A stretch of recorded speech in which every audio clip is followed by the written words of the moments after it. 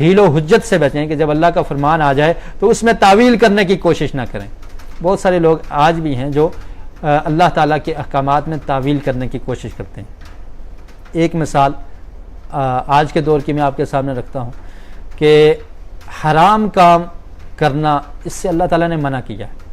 اور حرام کام میں کسی کا تعاون کرنا اس چیز سے بھی اللہ تعالیٰ نے منع کیا ہے کہ حرام کام میں تعاون نہیں کرنا چاہیے۔ اور اللہ نے قرآن میں فرمایا وَتَعَاوَنُوا عَلَى الْبِرِّ وَالتَّقْوَى کہ نیکی اور تقوی کے کام پر تعاون کیا کرو، اور اثم گناہ اور زیادتی کے کام پر وَلَا تَعَاوَنُوا عَلَى الْإِثْمِ وَالْعُدْوَانِ گناہ اور زیادتی کے کام پر تعاون نہ کیا کرو۔ آج بہت سارے لوگ اس طرح سے کرتے ہیں کہ حرام مال کو ڈیلیور کرتے ہیں، آگے پہنچاتے ہیں، شراب ہے یا اس کے علاوہ جو کھانا فوڈ حرام ہے اس کو پہنچاتے ہیں، تو یہ ایک تعاون ہے، اور جو گناہ کا کام ہے اس پہ مسلمان تعاون کر رہا ہے، جبکہ رب کے قرآن نے صاف روکا ہے کہ اس پہ تعاون نہ کرو۔ اور اس کے علاوہ نبی مکرم صلی اللہ علیہ وسلم کا فرمان بھی ہے کہ شراب اٹھانے والا، شراب پہنچانے والا اور جس کے لیے اٹھائی جا رہی ہے، اور شراب پلانے والا، اور شراب کو بنانے والا، شراب کو نچوڑنے والا، اس طرح تمام افراد پر اللہ کے رسول نے لعنت کی ہے کہ یہ لعنتی ہیں اور یہ کبیرہ گناہ ہے۔ تو جو لوگ ڈیلیور کرتے ہیں وہ اس میں ہیلا اور حجت کیا کرتے ہیں؟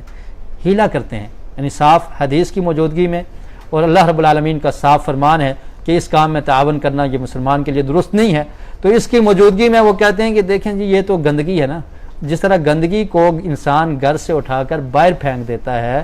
اور ایک مفتی صاحب نے یہ بیان کیا کہ جس طرح گندگی کو اٹھا کر گھر سے باہر پھینک دیا جاتا ہے، تو یہ بھی ہمارے لیے شراب اور یہ سور کا گوشت، خنزیر کا گوشت، یہ بھی گندگی ہے، تو ہم اس کو بھی اٹھا کر دوسرے کے گھر پھینکتے ہیں۔ اب انسان عقل سے سوچے تو آپ دوسرے کو گھر پیک کر کے بڑے پیار سے اور بڑے اچھے انداز سے اس کو جا کر پیش کر رہے ہیں، اور پھر اس پہ آپ اجرت بھی لے رہے ہیں، تنخواہ بھی لے رہے ہیں، ایک گندگی کو پھینکنے سے اس کو کیسے ملایا جا سکتا ہے؟ انسان اپنے گھر کی گندگی کو باہر پھینکتا ہے، کسی کو گفٹ نہیں دیتا، کسی کو ہدیہ نہیں دیتا، اور کسی کے گھر اس کو پروٹوکول کے ساتھ جا کے نہیں رکھا تھا۔ اگر یہی مقصد ہے تو کسی مفتی صاحب کے گھر باہر سے گندگی اٹھا کر ان کے گھر جا کے رکھ دی جائے کہ یہ آپ قبول کیجئے، وہ قبول کریں گے؟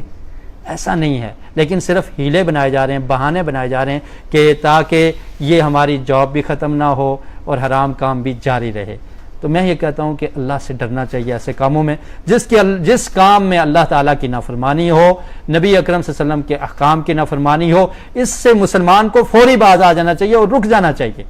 اس میں حیل و حجت کرنا یہ انسان کو گناہ کی طرف لے جاتا ہے۔ اور سورہ نور کے آخر میں اللہ تعالیٰ نے ارشاد فرمایا فَلْيَحْذَرِ الَّذِينَ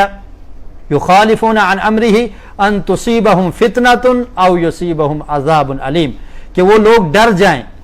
جو اللہ کے رسول کے حکم کی مخالفت کرتے ہیں، یخالفون عن امرہ، اس کے حکم کی مخالفت کرتے ہیں، پیچھے رہتے ہیں، ان تصیبہم فتنۃ کہ ان کو کوئی فتنہ پہنچ جائے۔ اور اس فتنے کی تشریح ابن عباس رضی اللہ تعالیٰ عنہ نے کی ہے کہ وہ شرک میں مبتلا ہو جائیں، اور شرک بہت بڑا فتنہ ہے، یا کسی بدعت والے کام میں مبتلا ہو جائیں تو یہ فتنہ ان کو کہیں نہ آ پہنچے، او یصیبہم عذاب علیم، یا ان کو اللہ کی طرف سے کوئی دردناک عذاب نہ پہنچ جائے۔ تو اس لیے خوف کرنا چاہیے ایسی حیل و حجت کرنے سے اور اللہ تعالیٰ کی نافرمانی کرنے سے۔ اللہ رب العالمین سے دعا ہے کہ اللہ تعالیٰ ہمیں قرآن مجید کو صحیح معنوں میں پڑھنے کی، اس کو سمجھنے کی اور اس پر عمل کرنے کی توفیق نصیب فرمائے۔ وآخر دعوانا الحمدللہ رب العالمین۔